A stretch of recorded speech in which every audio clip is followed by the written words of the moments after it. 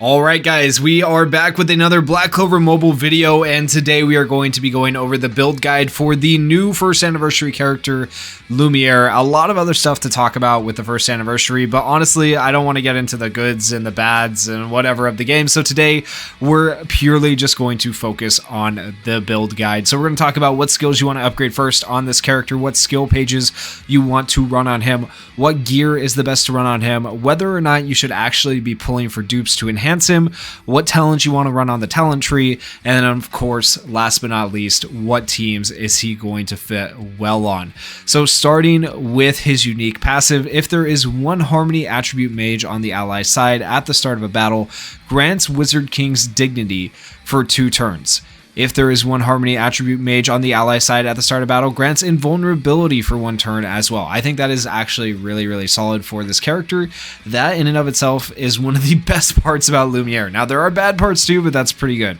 And Wizard King's dignity, if you don't know, increases crit damage by 50%. Which is a very solid. His skill 1, if Wizard King's dignity is present on self, lands a crit guaranteed. That's nice, but not that crazy. It is a single target attack. His skill 2, same exact thing. So guaranteed crit, AoE skill. For each enemy that is hit with a crit, grants a 25% increased mobility buff, attacks after inflicting immortality immunity on the enemy, and grants an SP plus 1 buff based on the allies that are alive. This is a very good skill. I dare say his best skill. Like his skill 2 and his ultimate work together in conjunction really well, so both of them are really important, but I really like the skill 2. His ultimate is called Sword of Salvation. It is a single target attack, once again guaranteed crit if you have Wizard King's dignity, and it grants himself Wizard King's dignity for an additional 2 turns, attacks after inflicting immortality immunity on an enemy, and if you kill someone, you get an extra turn. So pretty decent. Honestly, in terms of upgrade priority, it's hard to say whether the skill 2 or the ultimate should be level 5, but honestly, I would say both of them are equally important.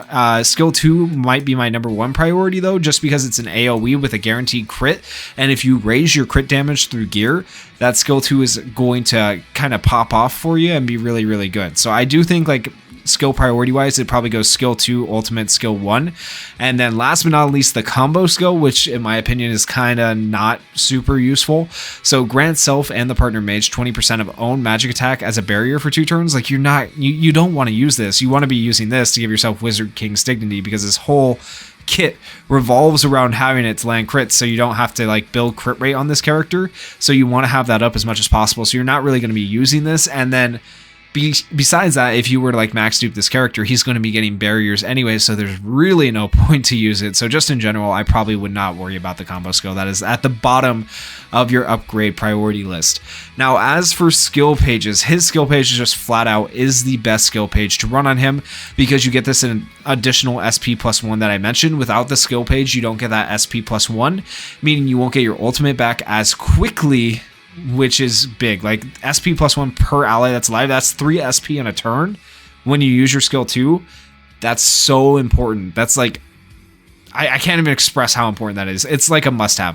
If you don't have a skill page, rip, because you're not going to be able to use this character to his full potential.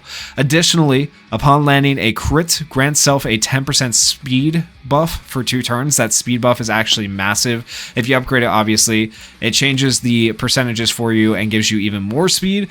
And so the person, like if 2 Lumieres meet each other in battle, the person who has the higher upgraded skill page, in my opinion, is going to be the one with the advantage, because their Lumiere is going to be able to go first and act first and do everything. And then also that person's Lumiere is going to get their ultimate back quicker, like a lot quicker than anybody that is not running Lumiere skill page. Now, if you really don't have Lumiere skill page, your next best options are just in general damage skill pages. So you could run like Breath of Darkness. This is like your free to play option, all attack plus 16%. It goes up even more as you upgrade it, right? And then in terms of like skill pages you could run for other people, you could run something like this, which grants an increased all attack buff proportionate to current max HP of 30% if you add like a barrier character on the team, or if you have Lumiere max duped getting barriers from his crits. This could be useful on him because he's going to have more max HP obviously, and he'll be able to use this skill fairly well. There are other damage memories. Oh my gosh, memories, recollections is what I want to call them. I'm stuck in JJK mode. Other damage skill pages that you can run as well on this character. So like this one, if Salamander's Flame is present on self. Oops, that's not the right one. I meant to look at a different one. Where is it? This one. This is the one I meant to look at. Grants 25% increased damage dealt when HP is equal to 50% or higher. I believe it goes all the way up to 50% now, if I remember right. So 40 or 50% extra damage on this skill page if you were to run this as well. So another option you could run. You could also run just in general any damage skill page. It doesn't really matter. Where's Black Divider? You could run Black Dividers if you wanted to. It's a 30% damage dealt increase. That's pretty good. You could also run, if you wanted this, sure, crit damage plus 14.4%. Obviously, this is a crit character who needs crit damage, so this would be really good on him as well if you wanted to run this. There's just in general, any skill page that's going to give you extra damage is the one you want to run, but I can't stress enough. Honestly, most of those probably don't matter if you're going against someone who has this skill page, because this skill page is just king above all for Lumiere. So if you can, try to get a copy of this because it's very important and it's going to help you guys out a lot. Now, as for gear on this character, there are 3 different ways you can build gear sets for Lumiere. One way is to build a gear set like this where you have attack, mobility, and crit damage, okay? Now, 3 sets is not super common, and I don't think you'll see a ton of people running it necessarily because you are trading out substats that you get when you have just 2 sets or less, right? And you're able to run more pieces of gear, because with more pieces of gear, you get more substats, meaning you increase your overall stats over here, which is probably more the way to go. So instead of running this right here, you probably want to run 6 squares, 6 of these squares right here, and get rid of the mobility and just run crit damage and attack. And I think that'd be the way to go, because he does have invulnerability turn 1, so you don't have to worry too much about speed, and that helps. And so that would be the way I would go realistically, probably. But I want to try it out in the showcase with this and see how it goes, which is why I have this built right now.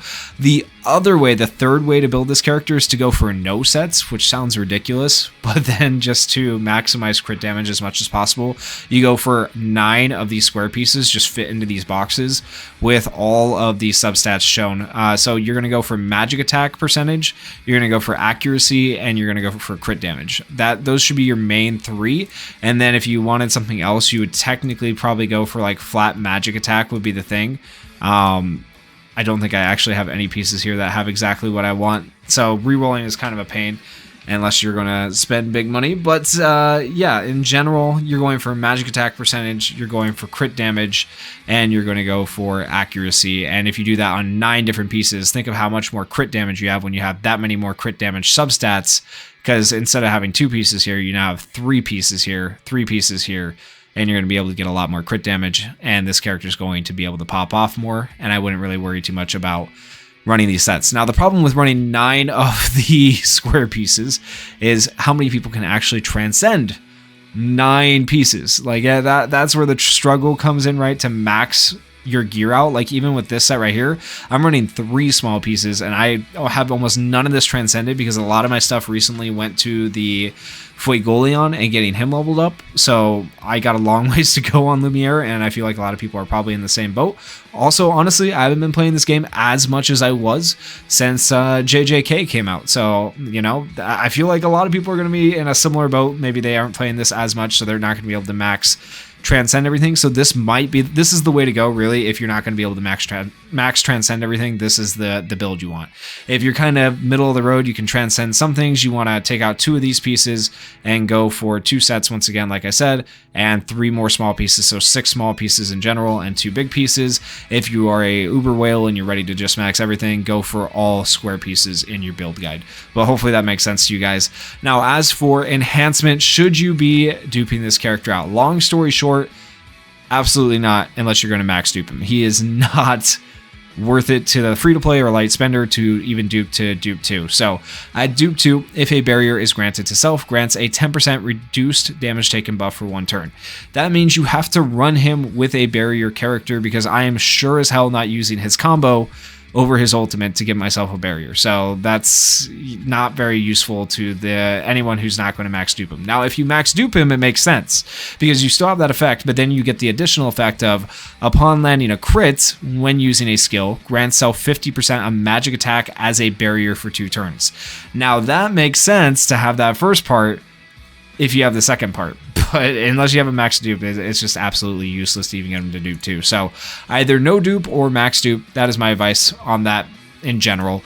Now, as for talents, if you don't have the ability to switch them out, this is what I would go for. I would go for damage dealt, and I would go for crit damage. Okay, now ideally you go crit damage and magic attack. If you can switch things around, just keep that in mind. I would go crit damage here. If you have the legendary stone, obviously go for that. That's going to be better. On defense, I would go for defense plus 20%. I would give stacking defense and crit resist. You could technically go for debuff immunity below 35% HP. I don't think that's anything you necessarily need, though. I think the 2 that I have there are the best. And then I would just go probably flat defense here to give him more survivability. And then support, I would definitely go for the skill 2 because the skill 2 is going to be valuable in getting your ult back quicker. It's better to actually get your skill 2 back quicker than it is to like give SP plus 1 when you're less than 2 SPs. Like, I would not run this on Lumiere, especially if you have Lumiere skill page. This is 110% the support tree talent that you need right there. And then I would just go for damage resist as well. You could technically go for accuracy and penetration. This actually might be the better way to go. Actually, yeah, I'm gonna go with this. Accuracy and penetration is probably better. This is probably the way to go to maximize Lumiere's damage. And then right here, this one's debatable. You could go for HP, or I like the idea of going for speed because he doesn't have the highest speed to begin with. And so I think just giving him a little bit of speed helps give him a little bit of edge if you are going against other Lumieres and stuff like that in the game. And that just leaves us with talking about the teams that he could potentially fit on. So teams for this character are a little bit weird right now because honestly, you need Sekre. You need Sekre to make Lumiere good, but here's one team that you could potentially run with Lumiere. You could switch out even Black Asta if you want to run like a mono green team with another like Vanessa or something like that. If you really wanted to and make Lumiere halfway decent. Another option is this. This is the blank spot would be Sekre. You could run Lumiere here with Vanessa, Dorothy. You could switch out Dorothy for the Charlotte here. You can switch Charlotte in. In general, though, you want to keep these two in a team together. These two in a team is going to be very, very good. You could switch out Charlotte or Dorothy once again with Mimosa. I don't even know where my Mimosa is. She's down here somewhere. You could run this Mimosa here. You could also run technically Academy Mimosa as well. So like any of those characters in general would work fairly decent if Sekre was out. Okay, so keep that in mind. When Sekre comes out, there's a team for you. And then last but not least, one more team for you guys right now that you could potentially run is this team with Lumiere, and we're just running all those characters I said, but you know, obviously no Sekre, so we have Vanessa for all the stuff that she does with speed, and same thing for Dorothy. We have the damage reduction with Charlotte. We have the barrier with Charlotte specifically. That's why you want to run Charlotte with Lumiere to give him the barrier, in which case having him 2 duped is kind of worth it. If you run him with, like, you know, Charlotte, that makes it okay. But yeah, those are the teams I'd run Lumiere with. Try them out. Let me know how you guys feel about them down in the comments. And if you guys did enjoy the video, please consider going down there, hitting that like button, hitting that subscribe button. And thank you guys so much for watching. Peace.